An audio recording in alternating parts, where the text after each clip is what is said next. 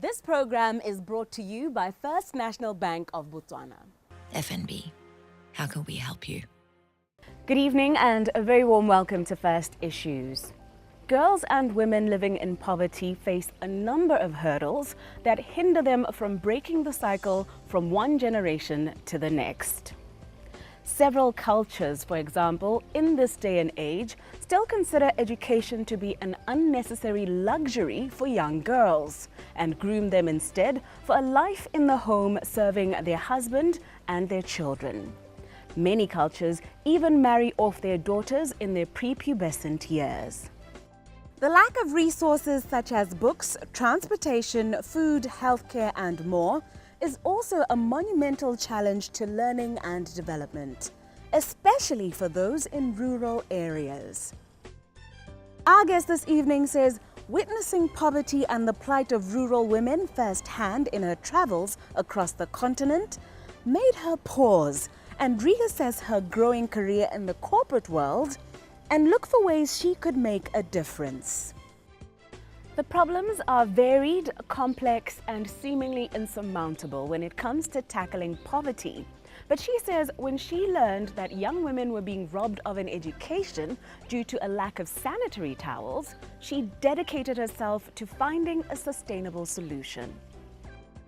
Sherie De Wet has assisted 5,000 underprivileged children in the 1.5 years that her company has been in operation, making a commendable difference in the lives of the 1 out of 10 girls who miss school in sub-Saharan Africa as a result of their period and are most likely to drop out of formal education. Her solution also helps those who had resolved to using newspapers, scraps of fabric, and anything they could lay their hands on for their monthly cycle in order to make it to work or to school, risking many various infections and even possible infertility, simply because they could not afford a necessity that so many take for granted. What she has developed, she says, will not only positively impact disadvantaged young girls, but women of all ages and economic backgrounds. Sherie, what are Palesa pads? Please demonstrate for us. Okay, so Palesa pads are reusable, washable sanitary pads. So as we know, we have a period every single month, yet we currently buy a single-use product, we use it for a few hours and we throw it away. Cloth pads are actually ancient, so let me show you how they work. So let's take our maxi pad, which is for heavy flow. So this is the absorbent side of the pad that absorbs all the blood, and this is the waterproof side that protects your panties from being messed with the blood. So if we take your pad, we put it into the panty like this with the waterproof side against the panty. We fold the wings over and we snap it closed. And for little girls who have smaller panties, they can just use the second snap like that. And then that's it. Inside you have a pad, which is what most people are used to, but much more comfortable than the disposable pads that we're used to. You can feel the fabric, it's nice and soft. It's what they use for sports clothes, so it doesn't chafe, it's breathable, it's comfortable, it's delicate on your skin. So the pad is entirely waterproof, so nothing will ever leak through it. The stay dry fabric that we use means you don't get a wet feeling, when the blood is coming out. You don't sit in a wet feeling. It absorbs very quickly and you feel like have a nice stay dry feeling. Because the pads have no chemicals, there's no smell, no irritation, so you can actually wear them for the whole day. You can wear it until it's full, for up to 12 hours. So when the pad is full, and you know it's full because you'll see it starts creeping over to the sides, then you'll know it's full. You just then unclip it again. The blood is dry, it's not dripping off. I know a lot of people are worried the blood's going to come dripping off like a horror movie. It's not. It's dry within the pad, and without touching any blood, you just fold it back over like that again, and snap it closed, and that's it, voila. And that's your pad. So you don't need an extra bag or anything else to put it into. The blood's not going to leak out of here, it's not going to smell at all. You take it just like this, put it in your handbag or your school bag, and you take it home to wash. So all a person needs is normal hand washing powder, whatever it is that you're using currently to wash your clothes, and some cold water. Please no warm water. And you use your buckets, you put your cold water and your washing powder in, and you put your pads in face down like that to soak for about an hour. When you take them out, there's almost nothing left. This fabric is so washable that there's just about nothing left. This is a great innovation. I love the soft feel and everything. But how receptive have consumers, especially those who are better off financially, been to the concept of washing blood-soaked pads? In Africa, however, we've had a terrible connotation with cloth pads. We've associated them with poverty. Mostly because our grandmothers used to make us these lappies out of face cloths and all sorts of handmade things that slip around, and we associate it with poverty. And a lot of the pads that have been made, even the cloth pads, they're made as cheap as possible to help as many girls as possible, but the quality is not great. So there's this mismatch, and that is the gap that Palesa Pads sought to fill, is to say, how do we make good quality pads that are good enough for the rich ladies, but affordable enough for the village girls? Where do we find that gap? And it took a lot of work to get the right mixture, but I think we've arrived. So only a small percentage of our business is people buying for themselves. And again, it's a once-off product. So, you know, they buy it once, which is great. That's what I wanted for you, but now I need another customer. So from that perspective, our proceeds are not enough yet for us to sponsor the girls. So we are heavily reliant on big companies, organizations to come forward with the funds that they have to support the girls. So how it works is, we talk in Palesa Pads, we talk about the spirit of Palesa. And before I want to just tell you about the spirit of Palesa. So Palesa, as you know, means flower. Now, if you look at a flower bed, one flower on its own doesn't do much. It's not strong, it doesn't look very pretty, it's just on its own. But a bunch of flowers, a whole flower bed of different flowers growing together, supporting one another, is breathtaking. And that is the spirit of Palesa, which is the collaborative spirit. So we bring everybody together, non-profits, companies, anybody that wants to help, bring them all together, and we make it work. So for example, I will get a corporate who says, we've got a budget of X amount of money, we want to help some girls. Then I say to them, okay, excellent, these are all the options available. Do you have a school in mind? Sometimes they do. Sometimes it's the school that they went to, or it's one down the road, or whatever. Then it's perfect. Then it's a very simple process. You know how many girls there are. We've organized it. Here's the quotation. Please make payments, and we'll go with you to deliver the pads. What's driving all this, Sherie? Is this a commercial venture or a social one? If it was commercial, I would have given up a long time ago. I must be honest with you. I think a lot of people who look at this go, wow, this is a money-making machine. And I also thought, not that that's why I started it, but I also thought so, and it's not. It's really not, because your heart is in it. So this is, for me, it's social. Women empowerment is so close to my heart. I've been empowered since I was this big. And when I read this article about school, girls missing school because they didn't have sanitary pad, the penny dropped, and I was heartbroken. I just thought, how awful that something so natural that happens to us every month that you have no control over can be such a limiting factor in your life, that it can be the reason that you don't go to school, the reason that you can't write your exams, the reason that you get looked past for a promotion at work. You clearly have a heart for social issues and development and empowerment. Are there any more ideas brewing in your mind that we can expect from you in the future? Definitely. So in terms of the pads, we're actually planning to extend our entire range to breast pads, to maternity pads, even armpit pads. So many people suffer with sweaty marks under their arms, and that's so embarrassing. Where's the dignity in that? So now we can provide a reusable armpit pad to absorb that. Nobody has to see all your sweat coming out of your arms. Look, I have a couple of projects that I plan to do in the future with toilets and a village, and I've got lots of plans. But those, I need funds for those first. So we'll get there. For now, I want to focus on everything reusable: pads, nappies, breast pads, armpit pads. Anything that's embarrassing you, we'll take care of it with dignity.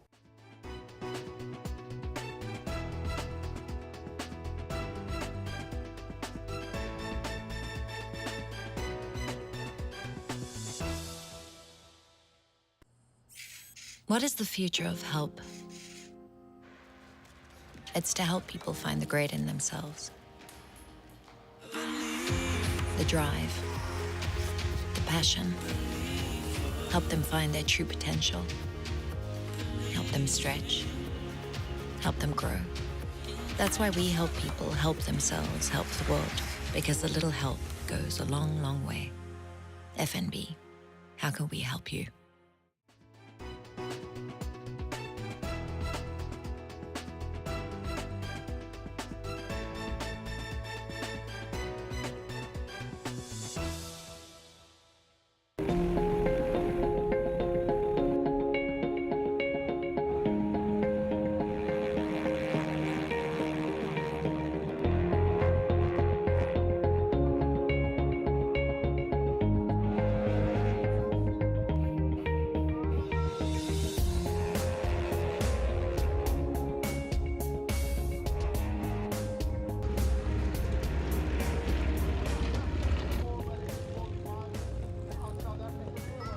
The date is May 25, 2019.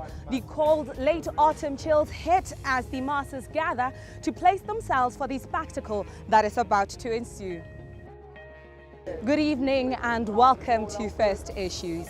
I'm Palesa Demo. Thank you so much for joining us on the program. Tonight we are at the Wesbank Matsieng International Airshow in Rasesa, where we learn from the airshow's stunt pilots what it takes to prepare for a show of this magnitude, and exactly how do they meticulously and seamlessly, time and time again, make a whole aircraft take up the skies like a bird.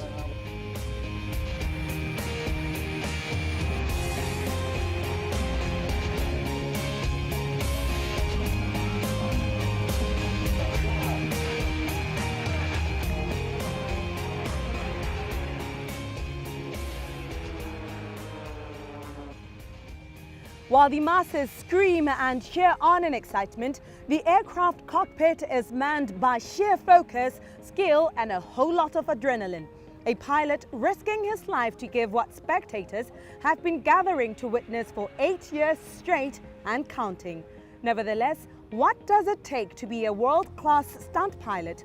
The mortal that dares the devil back to his burning pit while keeping cool, calm, and collected.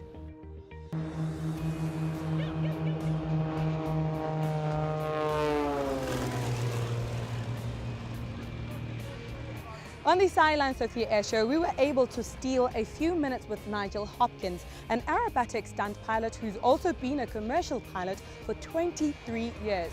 We asked him what it took to prepare for a show of this magnitude.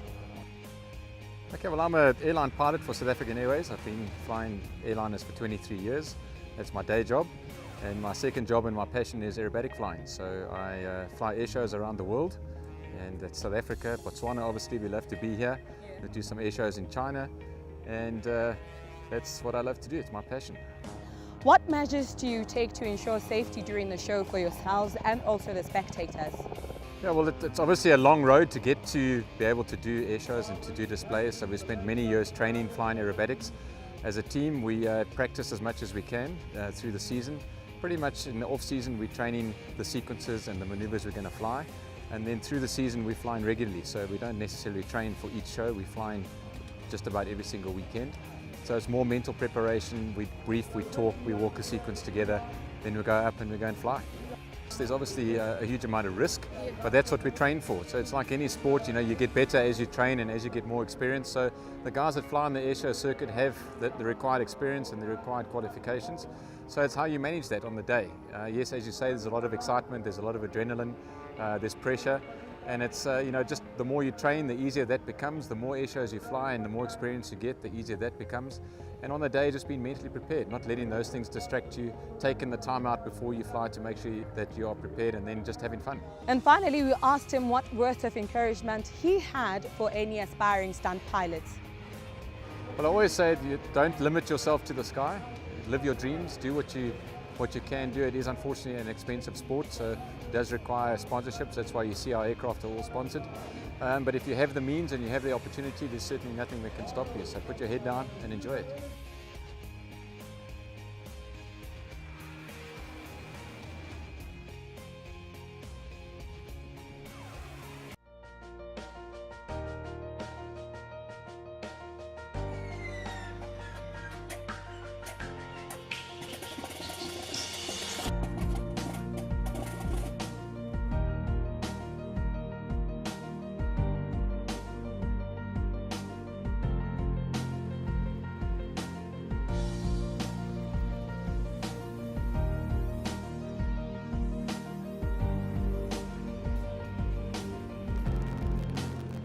The airshow festivities, however, started on the 24th of May at the airfield, where young aviation fanatics and future adrenaline junkies from the Rasesa primary schools and surrounding areas were treated to plane rides around the greater Gaborone area through the Little Annie Just Love mission. Now, Little Annie's pilot, Captain Mark Hill, says he started the mission to inspire orphaned and underprivileged children, to remind them what is considered seemingly impossible can be achieved. It's quite an amazing story. I've been flying for the last nearly 40 years, military, police, and I've flown from presidents to multi-billionaires to famous actors to famous sportsmen to the richest of the rich to the poorest of the poor. And I found that the only difference between people is how you treat someone else. Yeah. And I thought of flying all different places that within 5 minutes, the people from the villages love to throng around the aircraft or helicopter and just touch it and see it. And I thought, well, if we can try and inspire these young people from a young age to have a good attitude and treat other people well and pay it forward with the individual talents, we'll have a better world and more peace in this world. We tell them a story through little Annie herself, because she was an orphan from Russia. We got given it out of love.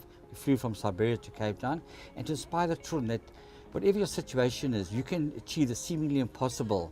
Whatever talent you've got, don't become a doctor or nurse if you're not compassionate. Just do what you are passionate about, and then you'll see a huge difference in those around you and the world itself. How has the partnership with Matsieng Airfield helped children in Botswana? We've flown about 3,000 children to date. Well, it's been tremendous. You know, like I said, it's a story of Annie. They can relate to her and her upbringing of being an orphan, and they can try and achieve that. But the amazing part about this air show, which I found phenomenal, it's probably the only one I know of myself personally, in Southern Africa at least, if not the world, that all the proceeds go towards charity and upliftment of the community. And through aviation, we can inspire the children, for example, at a young age, whether to become mathematically inclined or work with your hands, and just pay it forward and see how they do, and to see their faces and the children, to fly little Annie, they put their hands on the control and they get so excited, and the smiles are just countless, you know, it's priceless. You'll never imagine what it could do. We hope that it'll make a difference in someone's life. After the plane ride, we asked the kids what they liked about their little Annie experience. I pagame plane na little Annie. Ha ke le mo yone e ne ta e tsamang ka tia ko dingwe le ko tlase ke ne ka ya bona pilot ke tlo bala gore ke kgone go nna pilot. Little Annie inspired me to become a doctor, so I'm going to study hard and to be able to become a doctor. When I grow up, I want to be a pilot. Little Annie has inspired me a lot, so that I can develop skills on how to be a pilot.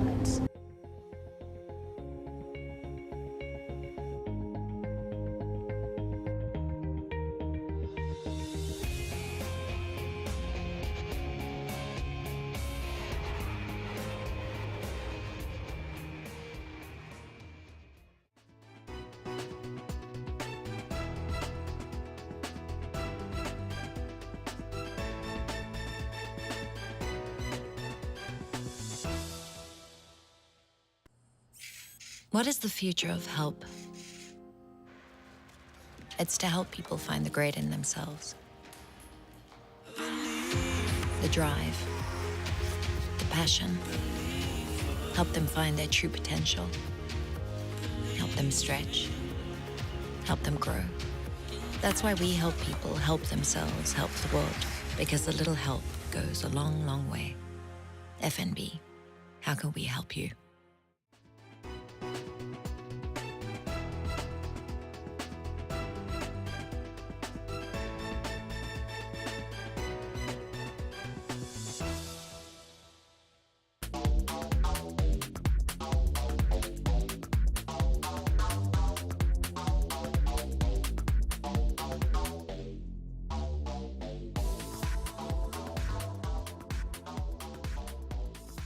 I am Palesa Demo. Thank you so much for staying with us as we conclude the program with our Own Your Day, Own Your Life productivity segment. Now, in our last insert, we were taught how the gut is responsible for most of the production of the feel-good chemical serotonin that promotes mental health.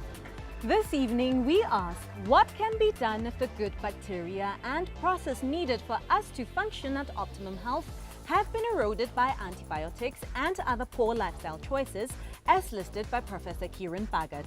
One of the best ways to restore your natural bacteria is to eat foods that encourage that bacterial growth.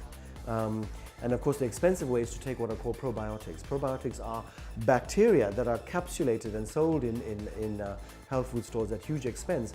Foods that are fermented. Fermented foods contain bacteria. We're talking about the Germans call it fermented cabbage or sauerkraut. plain yogurt contains natural bacteria. These are natural ways of reinfecting your gut with natural bacteria that assist digestion. We now know, for example, that there are foods that the bacteria in your gut eat. They are called prebiotics, not probiotics. And the classic one is millet, lebelebele, which grows in this country. If you eat good quantities of millet, it's actually manure or fertilizer that the bacteria in your gut enjoy. We know that another one that occurs in this country that people aren't aware of is the fruit of the baobab tree. The baobab fruit contains a powder, a white powder. We know that that has high vitamin C, but also is a very powerful prebiotic which bacteria in your gut love. And it's a fertilizer that encourages the growth of natural bacteria. And you need to go and ask your clinician or your hospital, what are the things I can do naturally to encourage natural growth of bacteria in your gut? The second thing also is to make sure that you don't overuse antibiotics that kill the bacteria in your gut. And the third is to try and avoid processed foods. Once again, we know that the things that kill the natural bacteria in your gut, the principal thing that kills natural bacteria in your gut is sugar. So avoid that white poison. Link with us again next week as we wrap up our conversation on gut health. We will be discussing ways in which to recognize problems with the gut early on. I'm Palesa Demo, and this has been Own Your Day, Own Your Life Productivity segment. From me and the rest of the First Issues team, we'll see you next time.